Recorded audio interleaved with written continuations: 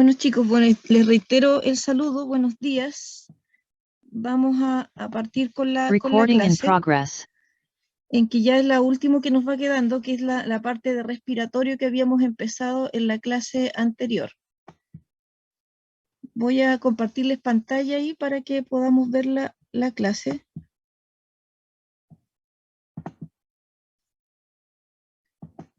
Cualquier cosa igual me van preguntando de la materia, si algo no les queda claro en lo que les voy mostrando igual chicos, ¿ya? Creo que habíamos quedado acá, ¿o no? Sí, transporte de oxígeno.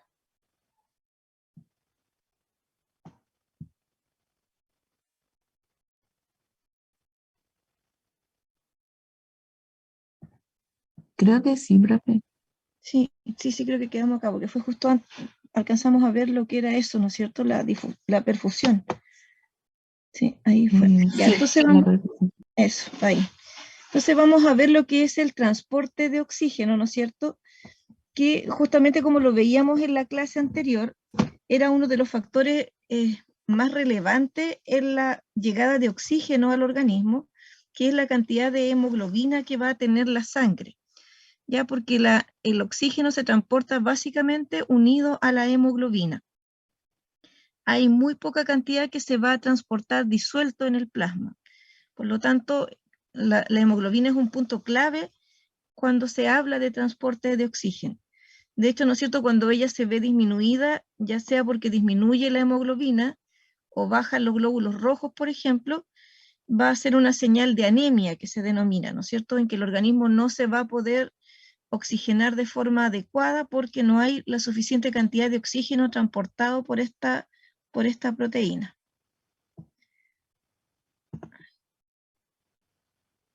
Ahí se ve mejor. Ahora miren, la hemoglobina es una proteína, ¿no es cierto?, que está formada por 4 cadenas, que se denominan 2 cadenas de tipo alfa y 2 cadenas de tipo beta. Cada una de estas cadenas tiene en su centro un anillo que se llama un anillo pirrólico, o de pirrol, que se llama, que es esta estructura que está ahí, que en este caso este anillo de pirrol tiene en el medio un átomo de hierro, el que se ve ahí en la figura ahí, el cual es capaz de transportar oxígeno. Si ustedes se fijan ahí, el oxígeno se va a unir con el hierro, ¿no es cierto?, y se va a transportar. Por lo tanto, como tenemos 4 cadenas, cada hemoglobina transporta 4 moléculas de oxígeno.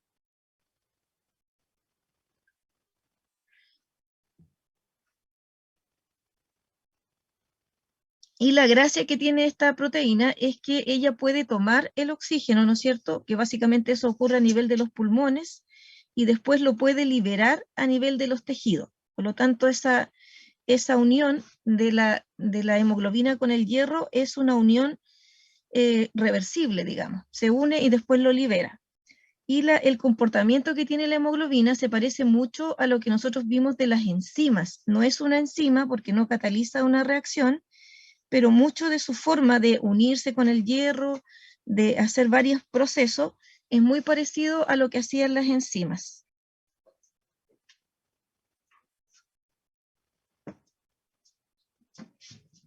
Ahora miren, aquí vamos a hablar de lo que es la saturación de la hemoglobina por el oxígeno, en que básicamente es el porcentaje de oxígeno que está ocupado, ¿no es cierto?, por la hemoglobina en algún momento dado. Aquí aparece que la saturación sería el contenido de oxígeno que hay en la hemoglobina dividido por la capacidad que es capaz de transportar la hemoglobina, ¿no es cierto? Y ese 100 que aparece por este lado acá debería estar aquí, en ese lado de ahí, por 100, porque es un porcentaje. ¿Cuánta cantidad de hemoglobina es capaz de transportar en un momento dado? En el caso de la sangre arterial, ¿no es cierto?, ella tiene aproximadamente una capacidad de 99 a 97% de saturación, es decir, casi toda su hemoglobina está contenida con oxígeno. En cambio, lo que es la sangre venosa, la saturación baja notoriamente, un 75% de esa sangre contiene oxígeno. El resto ya lo ha entregado a nivel de los tejidos, ¿no es cierto?, para hacer los procesos metabólicos dependientes de oxígeno ahí a nivel de los tejidos. Ahora, aquí igual lo que pasa es que uno siempre habla, cuando habla del transporte de oxígeno, y habla de la sangre oxigenada y la sangre no oxigenada o desoxigenada, que se denomina lo mismo. Ahora, esa sangre desoxigenada no significa que no tenga oxígeno. O sea, de hecho, básicamente un 75% todavía contiene oxígeno, ¿ya? Por lo tanto, no es cero oxígeno, sino que tiene mucho menos capacidad de oxígeno que lo que es la sangre arterial, que se le denomina, que es la que lleva el oxígeno a los tejidos en el fondo.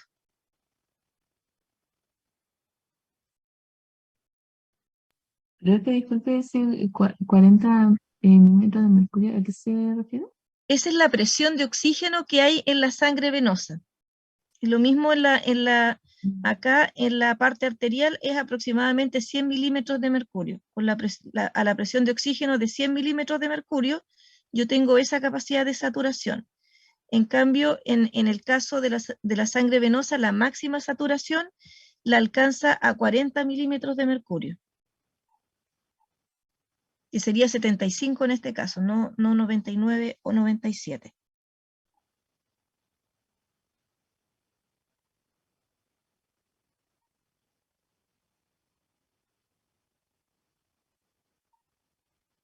Miren, aquí también hay un efecto bien importante que se produce con la hemoglobina, y aquí, insisto, lo que les decía anteriormente, se van a acordar un poco, espero, de lo que veíamos que ocurría en las enzimas, ¿ya? En que acá hay un efecto que se llama el efecto alostérico, que es producto, ¿no es cierto?, del efecto que tienen que tiene el oxígeno sobre el grado de afinidad que tiene la hemoglobina por él, ¿ya?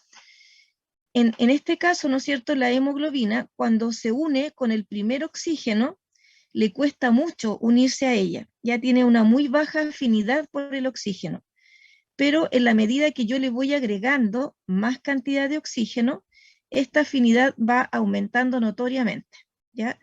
Se fijan ahí, lo que se va produciendo es que la unión de un oxígeno a la molécula va produciendo un cambio conformacional en la hemoglobina, y eso hace que el siguiente oxígeno le sea más fácil ingresar a la hemoglobina, y eso es lo que se llama el efecto de cooperatividad, que es un tipo de efecto alostérico, que lo veíamos en las enzimas también, ya que tienen esa capacidad, ¿no es cierto?, de modificar su forma al unir un sustrato, y les permitía ser más rápida o más lenta. En este caso, el oxígeno hace que la hemoglobina tenga un estado relajado, que se llama, que permite que sea más rápido este proceso.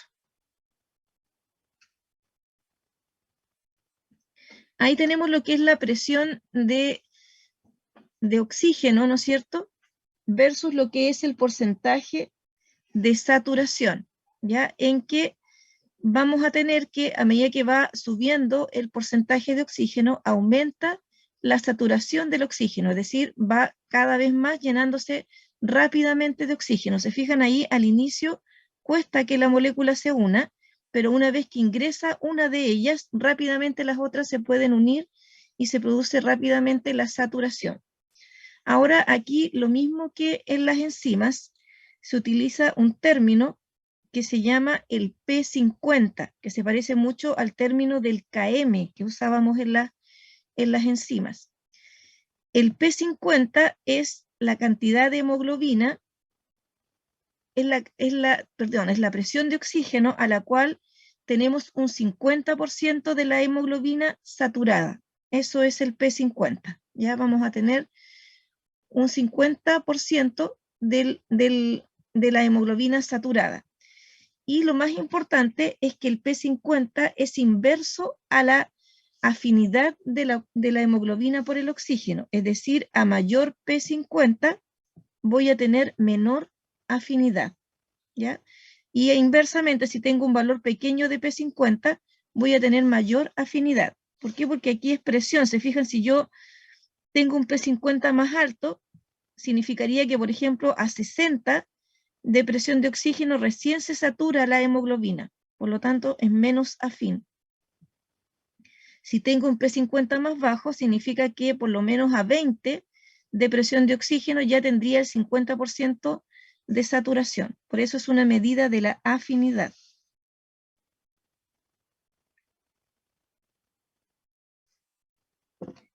Aquí también hay una relación que tiene que ver con esto, en que se muestra el valor de P50 para la sangre materna, que sería en este caso ahí, ¿no es cierto? Estaría el P50 a esta presión de oxígeno. En cambio, el feto, ¿no es cierto?, tiene un P50 menor, cae en un valor mucho más bajo, y por lo tanto la sangre fetal tiene mayor afinidad por el oxígeno. Ya es mucho más su afinidad por el oxígeno, y eso es lo que permite el intercambio de oxígeno entre la madre y el feto, ya porque la madre, como no tiene tanta afinidad por el oxígeno, lo libera frente a la hemoglobina fetal, y eso permite el intercambio, ¿no es cierto?, de oxígeno.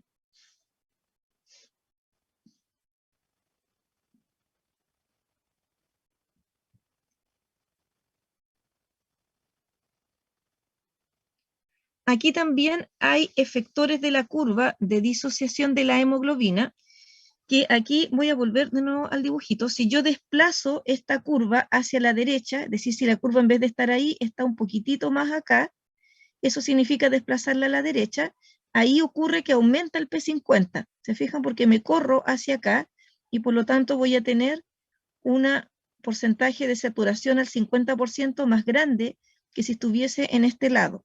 Siempre cuando hablamos de desplazar hacia la derecha significa que yo me muevo hacia un P50 mayor en el fondo, y por lo tanto la hemoglobina disminuye su afinidad por el oxígeno y por lo tanto lo libera, ¿ya? Ahora, ¿qué factores van a actuar sobre esto? La temperatura. Si aumenta la temperatura, la hemoglobina libera más rápidamente el oxígeno. ¿Ya? Eso tiene mucho que ver porque si aumenta la temperatura significa que van a haber mayor velocidad en las reacciones metabólicas y por lo tanto necesito mayor demanda de oxígeno.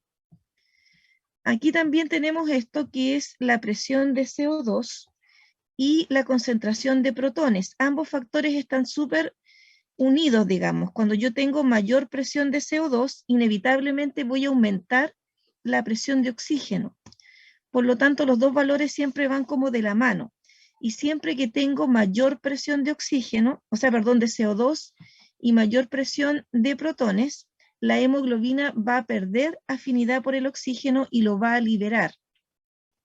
Y esto es súper importante porque eso es lo que permite que se libere el oxígeno en los tejidos, ya porque la hemoglobina pierde afinidad por él y por lo tanto entrega el oxígeno a nivel de los tejidos donde hay mayor cantidad de CO2 y de protones. También hay una molécula que cuando aumenta también provoca lo mismo, que es el 2,3 difosfoglicerato, que eso está relacionado con la glucólisis también. Aumenta mucho la glucólisis y se produce también una mayor liberación de oxígeno. Ahora en los pulmones, dígame. ¿Por qué era la temperatura? O sea, aumentaba y se Porque producía cuando como más aumenta la temperatura, también aumenta la velocidad de las reacciones metabólicas. Y por lo tanto, si hay reacciones, por ejemplo, de la respiración celular, requieren mayor demanda de oxígeno para funcionar. Por lo tanto, se libera más rápidamente el oxígeno. Gracias. Lo que les decía igual, en los pulmones esto va a ser lo contrario. Se fijan, en los tejidos se pierde la afinidad por el oxígeno y en los pulmones ocurre lo contrario. Se capta más fácilmente el oxígeno porque aumenta la afinidad de la hemoglobina por él.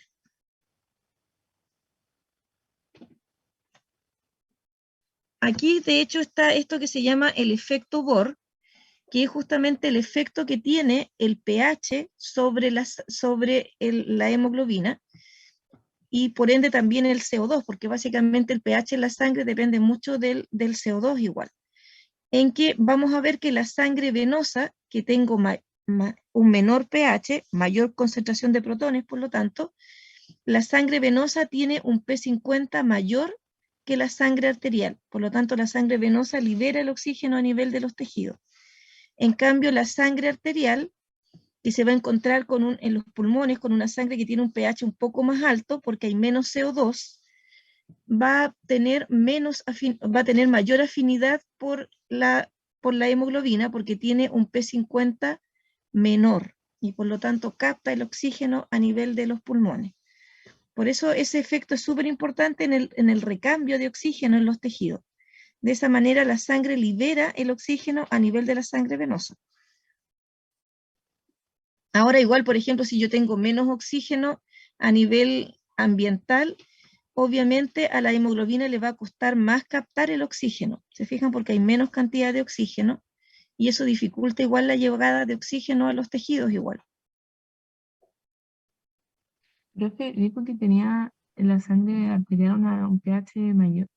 Claro, porque en el fondo a nivel de los pulmones hay poco CO2, porque el CO2 se va de los pulmones, sale por difusión, ¿no es cierto? Y por lo tanto en la sangre a nivel arterial hay poco CO2 y por lo tanto el pH es más alto.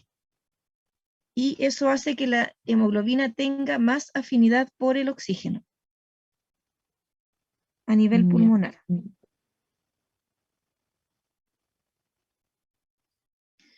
Aquí vamos a cambiar de transporte, ¿no es cierto? Vamos a ver lo que es el CO2. El CO2 básicamente se transporta en forma de bicarbonato, ¿ya? En que, insisto que el CO2 se transforma en bicarbonato. Voy a tratar de dibujarlo ahí, pero creo que aparece en un monito más adelante. Sí, acá mejor, porque si no vamos a complicarnos mucho. Mira, ¿qué es lo que ocurre a nivel de la sangre? El CO2 se mezcla con el agua y forma el ácido carbónico, que es este H2CO3. Inmediatamente se va a disociar en bicarbonato y protón. Y por lo tanto se transporta mayoritariamente en la sangre en forma de bicarbonato, ¿ya? Porque ese bicarbonato después puede salir del glóbulo rojo. Ahí aparece esto justamente ocurriendo dentro del glóbulo rojo y se transporta en la sangre como bicarbonato. Y aquí está esta relación que yo les hablaba. Si fijan, si yo tengo mucho CO2, aumenta los protones, baja el pH en la sangre. Entonces, 65% se va como bicarbonato y hay un 25% de ese CO2 que se une a proteínas, formando lo que se llaman los compuestos carbamínicos. En que los compuestos carbamínicos, ¿no es cierto? El CO2 se une a un grupo amino de una proteína y se transporta. Ahora, ¿qué proteína es la que transporta el CO2? Mayoritariamente la misma hemoglobina, que cuando se viene de vuelta de los tejidos se viene cargada de CO2. Ya libera el oxígeno y se une con el CO2 y lo devuelve, digamos. Pero eso es un 25% del transporte de CO2. El resto, principalmente como bicarbonato, y hay un poquito, aproximadamente un 10%, que se transporta disuelto en la misma sangre. Aquí vamos a ver justamente este monito que les mostraba recién, en que acá, ¿no es cierto?, a nivel de los tejidos se va liberando el CO2 y ese CO2 en la sangre se mezcla con agua, forma el ácido carbónico, se disocia en bicarbonato y en protón, ¿no es cierto? Y eso en la sangre ocurre lentamente porque no hay una enzima que cataliza esa reacción. Ocurre en forma espontánea ese proceso, pero por eso es más lento. En cambio, si el CO2 entra al glóbulo rojo, esto ocurre muy rápidamente porque ahí existe una enzima que se llama la anhidrasa carbónica, que permite que esto ocurra. CO2 más agua, ácido carbónico, bicarbonato más protón. Ahora, cuando ocurre esto en los tejidos y se libera el protón, ese protón produce una baja de pH y de hecho se une con la hemoglobina y provoca que la hemoglobina pierda la afinidad por el oxígeno y por lo tanto lo libera. Y al mismo tiempo de que libera el oxígeno, va a producir la captación del CO2. Y por lo tanto aquí la hemoglobina va a llevarse el CO2, que sería la desoxihemoglobina, la que no tiene oxígeno, sino que está llevando CO2. Y ese efecto es producto de estos protones que se van liberando cuando yo voy formando el bicarbonato. Ahora el bicarbonato va a salir del glóbulo rojo por un cotransporte con cloro. Ya se intercambia un cloro por un bicarbonato.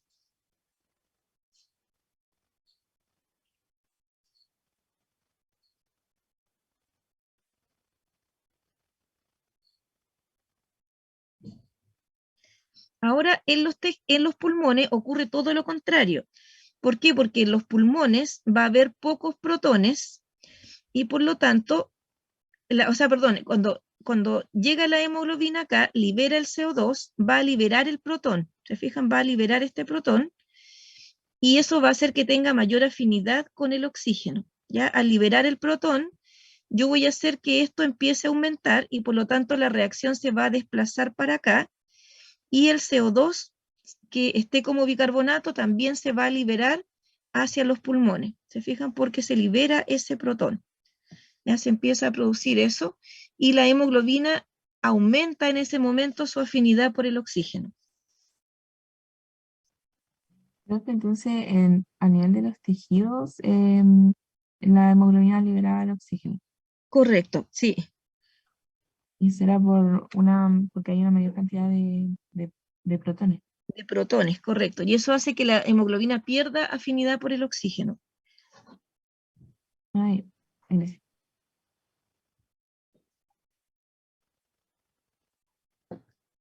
De hecho, acá hay un efecto que se llama el efecto Haldane, en que cuando la hemoglobina pierde la afinidad por el oxígeno, aumenta su afinidad por el CO2. ¿Se fijan? Cuando ella libera el oxígeno, que lo libera porque pierde afinidad por él, aumenta la afinidad por el CO2 y eso hace que capte el CO2.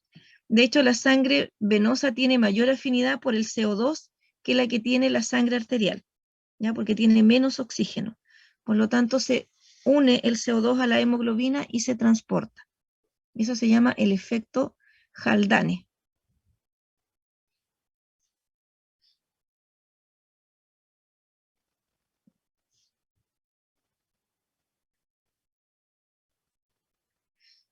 Acá vamos a ver un poco lo que es esto de la circulación pulmonar también, que es cómo se regula el flujo, ¿no es cierto?, del pulmón. Ya esa circulación pulmonar va a depender de la resistencia de las arteriolas, es decir, de qué tan estén contraídas, que sería mayor la resistencia, o estén dilatadas, en que va a ser menor la resistencia. Y eso se llaman los cambios en el tono muscular, porque tiene que ver con la contracción de la musculatura de los vasos sanguíneos, que si se contrae aumenta la resistencia, si se relaja disminuye la resistencia.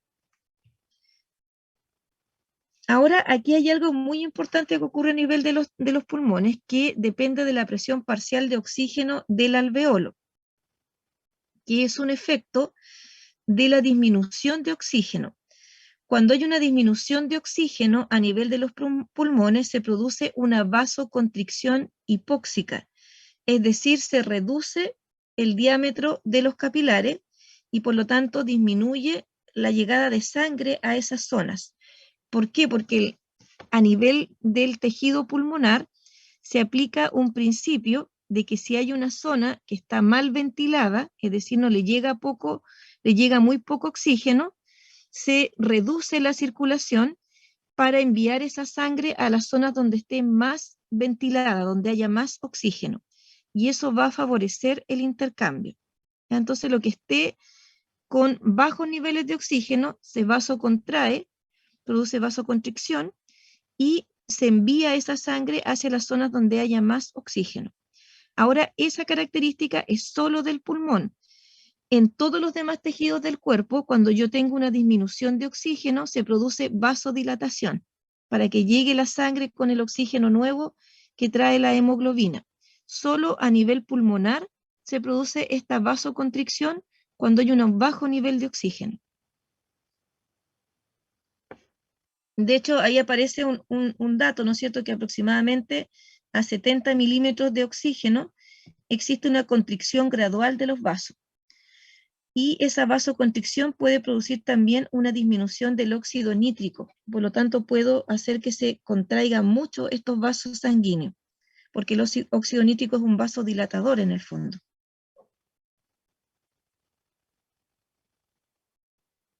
Profe, ¿cuál era la presión normal que tenía que tener el pulmón, entonces? Eran 100 milímetros de mercurio, Ah, ya. aproximadamente.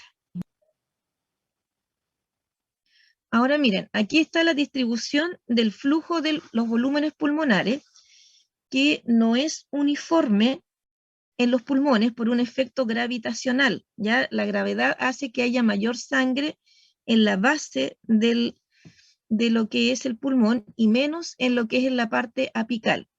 Y aquí van a ver una serie de presiones que van a ir cambiando de acuerdo a la zona en que nos encontremos.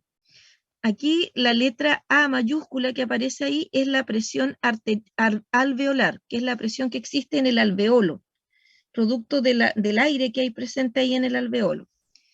Después tenemos lo que es la presión arterial, que es la de los capilares arteriales, que sería con la A minúscula, y la la V significa la presión venosa. Entonces, en la zona alta del pulmón, la presión alveolar es mayor que la presión arterial y que la presión venosa. Y cuando la presión alveolar es mayor que la del capilar, eso produce que los vasos se contraigan inmediatamente y por lo tanto hay menos circulación, hay un flujo de sangre bajo en esa zona.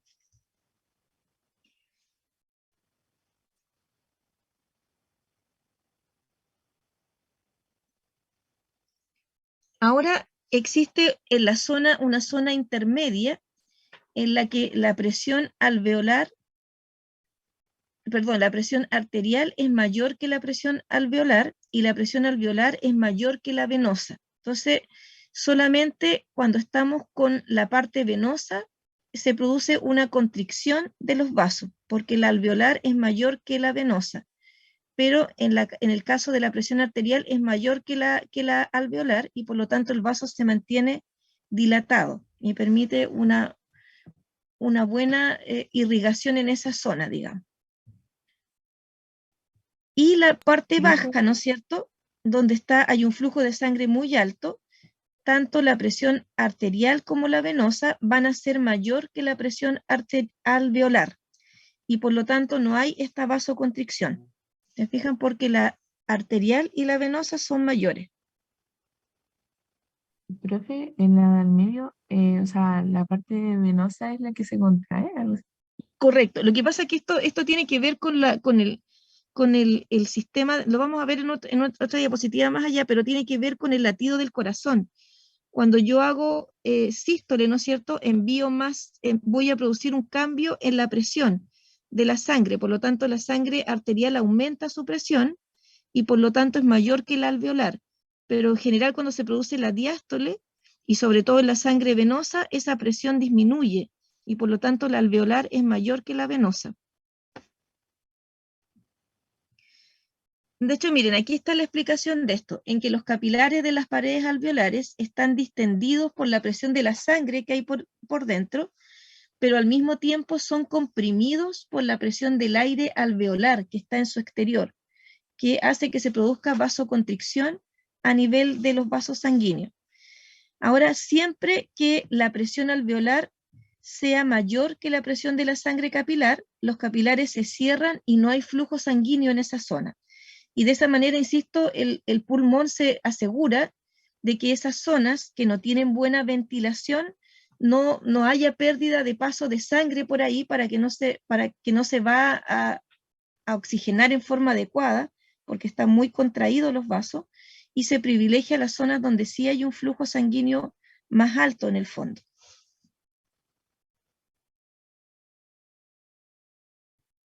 De hecho, aquí está, miren, aquí está la zona 1, se fijan en que la presión alveolar es mayor que la presión del capilar y por lo tanto disminuye notoriamente el paso de sangre y por lo tanto disminuye la perfusión, por lo tanto se está captando menos oxígeno.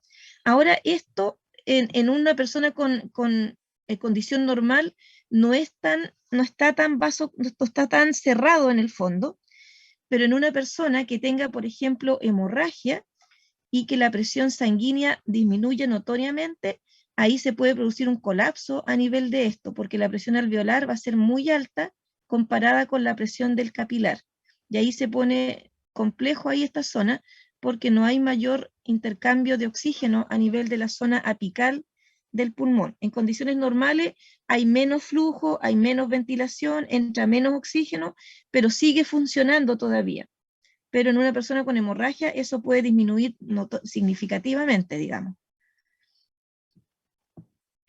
Aquí está la zona 2, ¿no es cierto?, en que aquí hay un flujo intermitente. Cuando ocurre la sístole, hay mayor presión, ¿no es cierto?, de la sangre que la alveolar y por lo tanto se abre.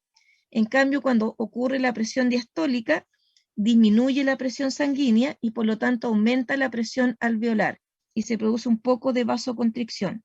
Por lo tanto, aquí es intermitente el proceso en que tengo mayor valor de presión arterial que alveolar y por lo tanto el vaso sanguíneo está más abierto. En este otro lado, que es la zona 3, tengo un flujo de sangre continuo porque en la base del pulmón siempre la presión del capilar es mayor que la presión alveolar. Por lo tanto, constantemente está dilatado el vaso y pasa mucho más sangre.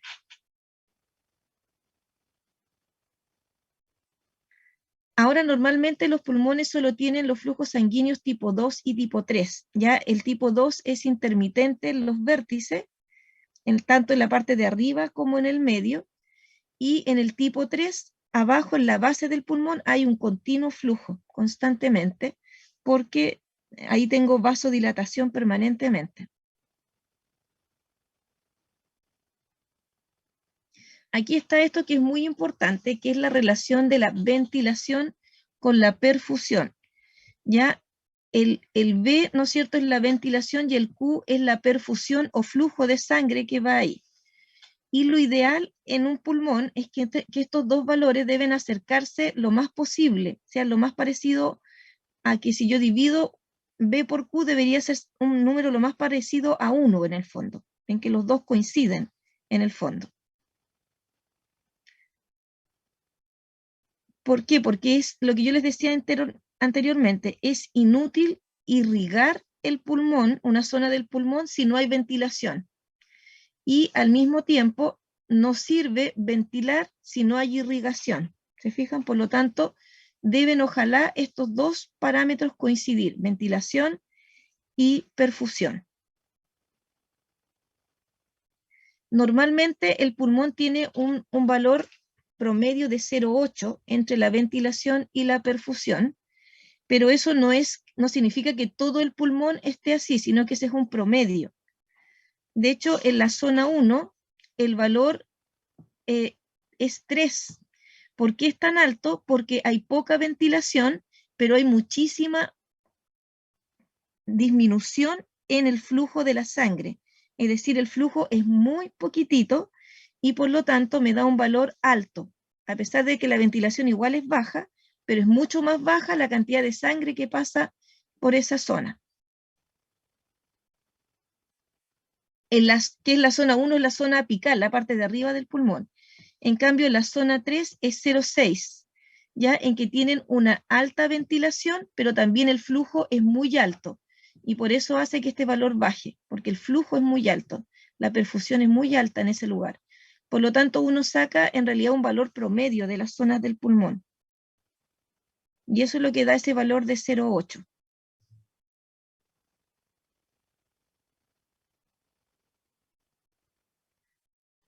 Y nos falta este último tema, que es el control de la respiración. ¿Cómo vamos a controlar el proceso de la respiración?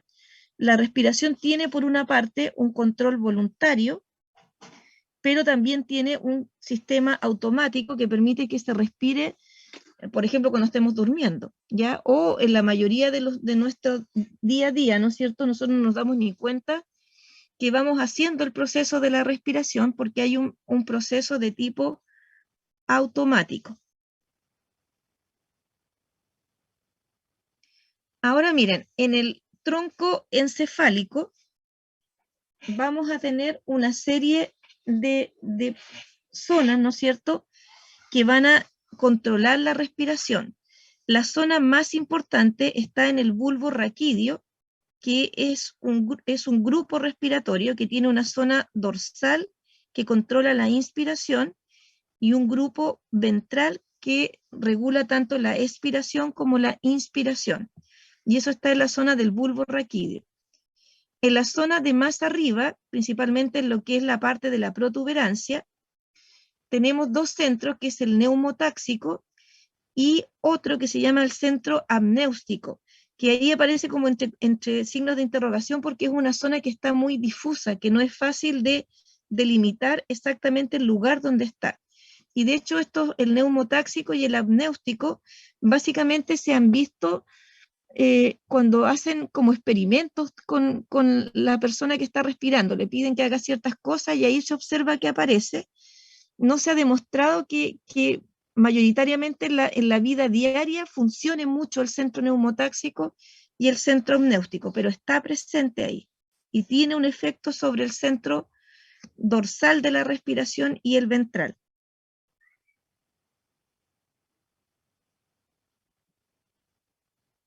Miren, aquí está el grupo respiratorio dorsal, que él va a generar potenciales de acción inspiratorias en forma de rampa ascendente que se llama, y que es responsable del ritmo respiratorio básico del pulmón. ¿Ya? Estimula el diafragma a través del nervio frénico, de hecho esos potenciales. Se localiza en posición distal del bulbo y recibe estímulo desde quimiorreceptores periféricos y otros tipos de receptores, que de ahí los vamos a hablar, por medio del nervio vago y del glosofaringeo. Y por lo tanto se puede modificar en el fondo este centro controlador respiratorio bajo ciertos efectos que cambian la frecuencia respiratoria.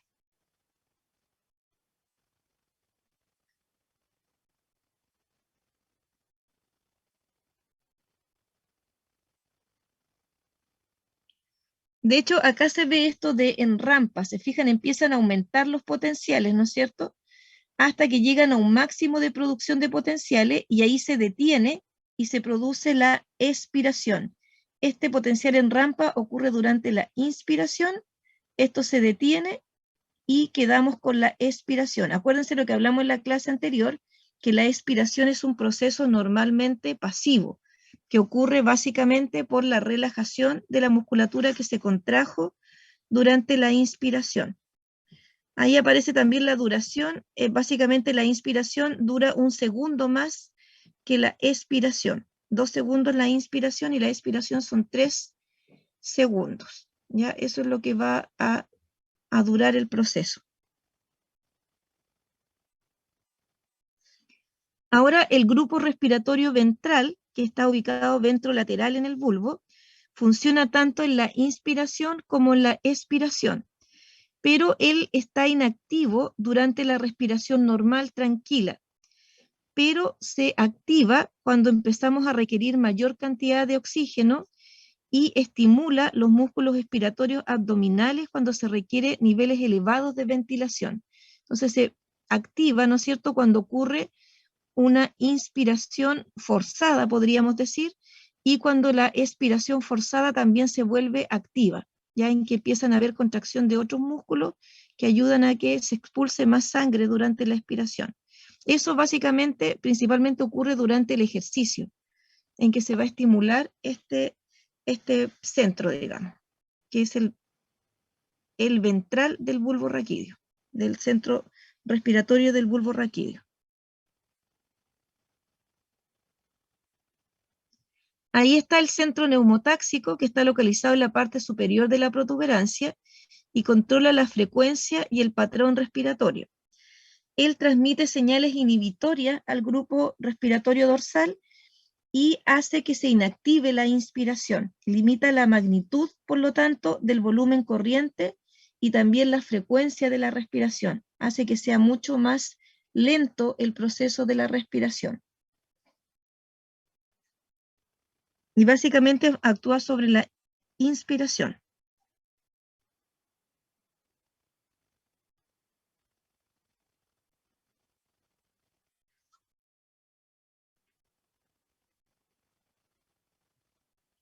Tengo un centro amnéustico también que está en la parte inferior de la protuberancia, que envía señales al grupo dorsal también, pero lo hace para impedir o retrasar la inactivación de la señal de rampa inspiratoria. Y por lo tanto, se produce un alargue de la inspiración con una breve expiración. Es como un jadeo, es como así. Uno aumenta la duración de la inspiración y se produce una corta expiración. Ahora este centro amnéutico es inhibido por el neumotáxico, lo que hablábamos recién.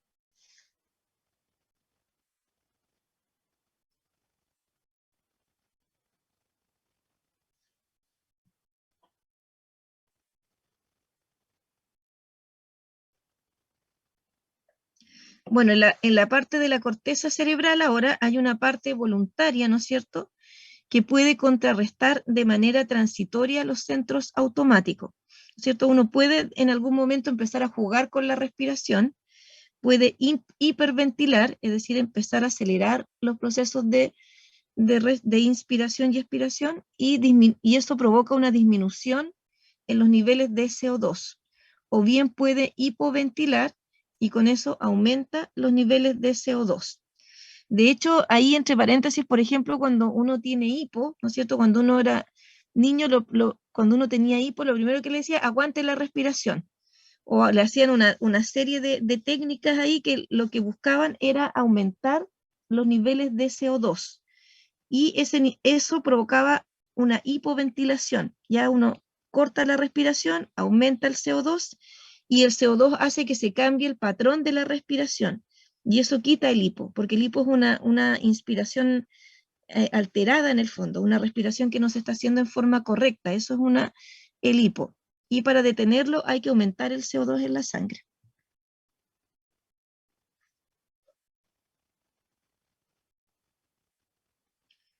Bueno, ahí está también el patrón cíclico de la respiración que se puede modificar por diversos estímulos, cambios en el pH o en la concentración de CO2 y de oxígeno, situaciones, por ejemplo, como el ejercicio, las emociones, la temperatura, van a hacer cambiar, ¿no es cierto?, lo que es el proceso de la respiración.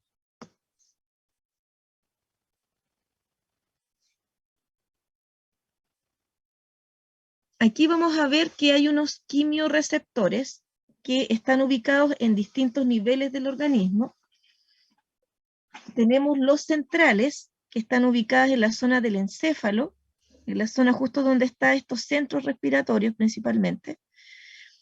Ahora ellos no detectan cambios en la presión de oxígeno, sí detectan cambios en la presión de CO2, pero solo en forma indirecta. Lo detectan por el aumento de los protones y por lo tanto el cambio de pH que se produce ahí. Se aumentan los protones, baja el pH y eso lo detecta este sistema, y eso, si aumentan los protones, está relacionado con el CO2, por la reacción que veíamos anteriormente, en que el CO2 se transforma en bicarbonato más protón. Por lo tanto, mayor presión de CO2, mayor nivel de protones, baja el valor de pH, y eso es captado por estos quimiorreceptores centrales.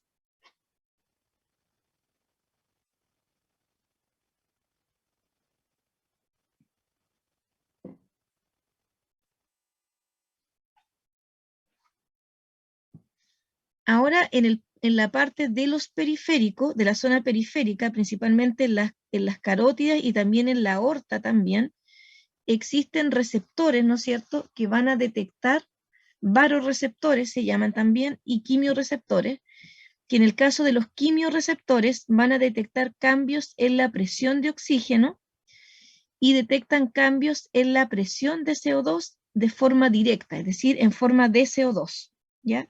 No como cambios en el pH.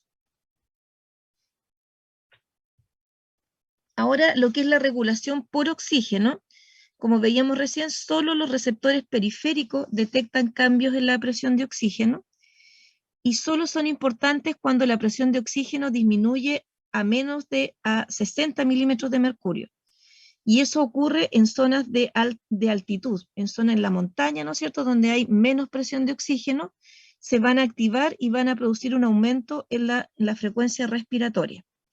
En condiciones de oxígeno normal, aunque el oxígeno baje un poquitito, no se produce mayor cambio en la frecuencia respiratoria, tiene que bajar harto para que se produzca.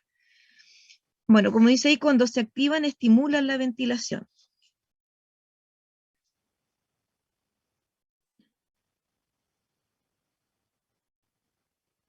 Ahora, el CO2 ahora es el mecanismo más importante de la regulación de la respiración, en que cambios en la presión de CO2 se detectan por los receptores periféricos y centrales, pero los más importantes son los centrales. Ya los centrales son los más relevantes, es decir, los que detectan en forma de variación de pH lo que es el cambio de CO2 en la sangre.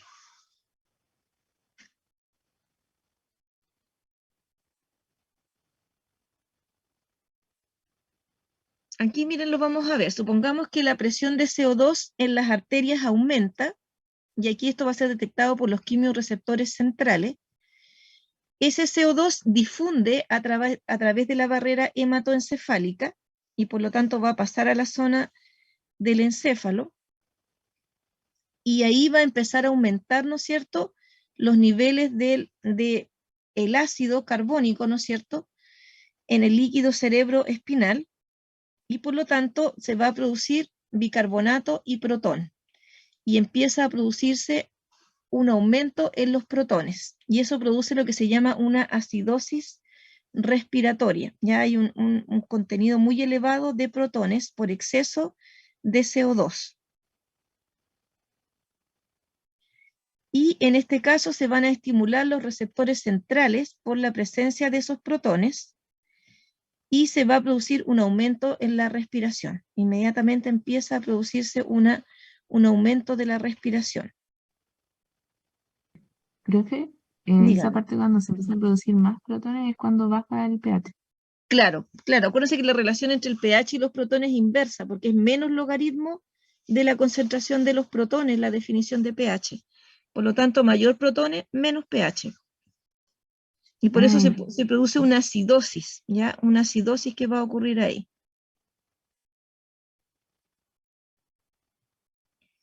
Bueno, aquí está el control de la respiración. Ahora, ¿no es cierto que vamos a tener acá un efecto también de la temperatura? Cuando disminuye la temperatura, disminuye la respiración para evitar las pérdidas de calor. ¿Por qué? Porque cada vez que respiramos botamos agua y en esa agua se va eliminando temperatura igual. Ya se evapora agua y por lo tanto se pierde calor al hacer ese proceso.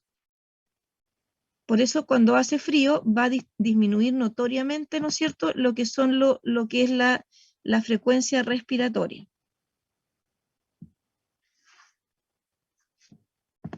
En cambio, cuando nosotros tenemos un aumento de la temperatura, por ejemplo, cuando hay fiebre, ¿no es cierto?, vamos a tener que va a aumentar la frecuencia respiratoria.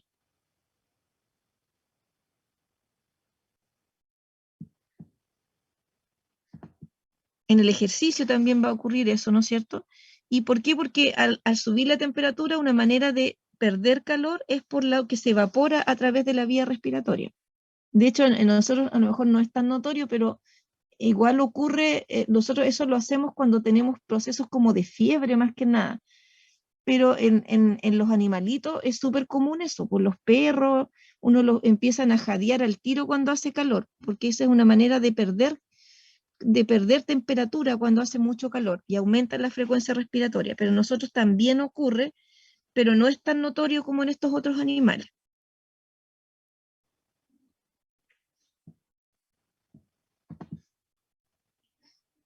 Ahí también hay un efecto de las emociones y el dolor, que el sistema límbico y el hipotálamo, que es el controlador de la temperatura también, va a tener un efecto sobre la frecuencia respiratoria. Por ejemplo, un dolor continuo provoca un aumento en la frecuencia respiratoria, ¿ya? Inmediatamente se produce que aumente la frecuencia de la respiración. Si se produce un dolor súbito, se produce una momentánea apnea, es decir, se deja de respirar. Cuando uno se pega muy fuerte, uno inmediatamente deja de respirar y luego continúa normalmente. Es en el momento cuando ocurre que va a producirse una apnea que se llama temporal.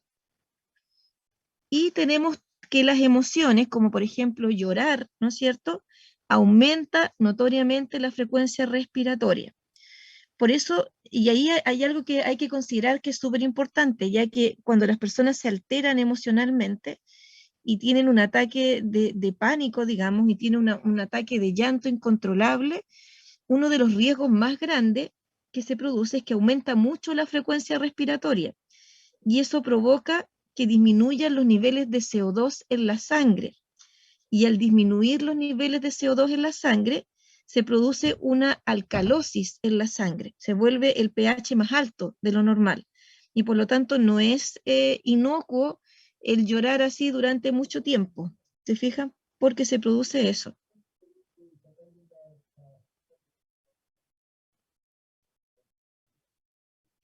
Bueno, ahí también está algo que tiene que ver con los movimientos corporales, que los receptores de posición que están en los tendones y músculos, los propioceptores en el fondo, van a detectar cuando se produce ejercicio, ya porque hay un estiramiento de los tendones y de la musculatura, y por lo tanto le avisan al sistema respiratorio que tiene que aumentar la respiración, porque va a haber una mayor demanda de oxígeno al iniciarse el proceso de ejercicio, ¿ya?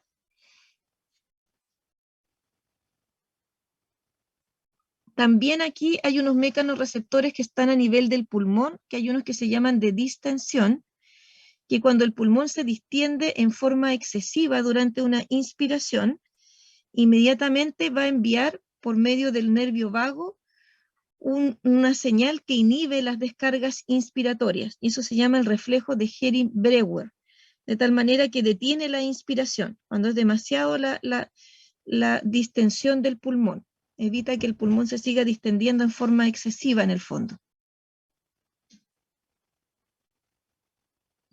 También tenemos unos receptores de irritación a nivel del pulmón, que básicamente ocurre a nivel de las células epiteliales que revisten la vía respiratoria, y estas sustancias irritantes o nocivas, que están básicamente en la vía de conducción, producen una constricción refleja bronquial, se contraen los bronquios, y también aumenta la frecuencia respiratoria.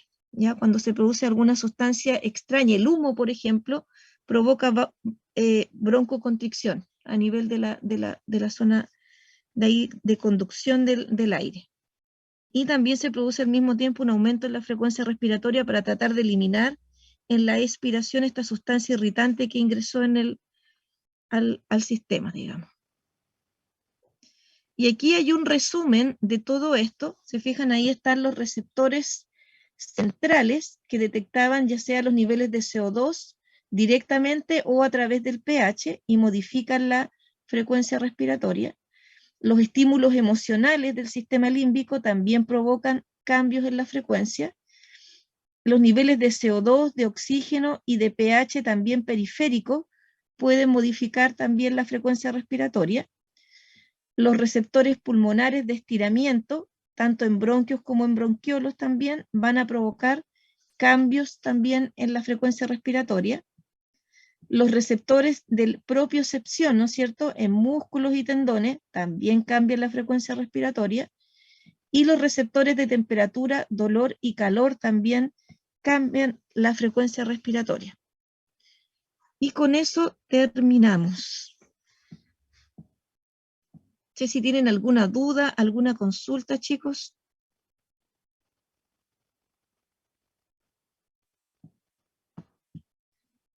Ya esto era lo último que teníamos que ver. El viernes yo igual no puedo ir porque sigo ahí de hecho ayer me hice un PCR, así que estoy en espera de respuesta a ver si salió positivo o no. Pero mi hija sí está positiva, así que lo más probablemente que yo también vaya a estar en lo mismo. Así que el viernes, si tienen alguna duda, igual me pueden mandar algún correo, alguna cosa, si hay dudas con la materia, chicos.